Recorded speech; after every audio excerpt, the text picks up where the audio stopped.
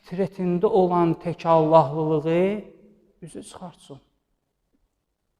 O cümlədən diqqət etsək Quran-ı Kərimin Həcc surəsinin 31-ci ayəsində Allah Teala insanları tək Allahlılığa dəvət edir.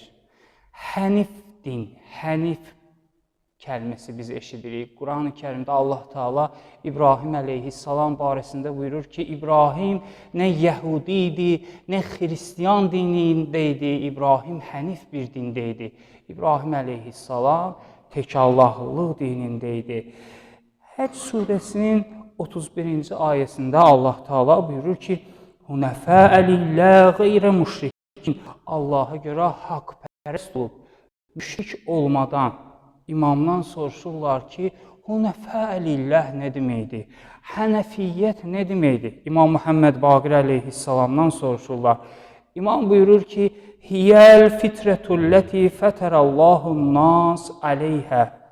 O deyir, insanın fitrətindədir ki, Allah Teala həmin o fitrətdə insanları xəlq etmişdir.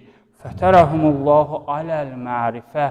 Allah Teala insanları bu mərifətlə yaradıb, bu mərifətlə xəlq edib. Peyğəmbərimiz buyurur, Qalə Rəsulul Əkram.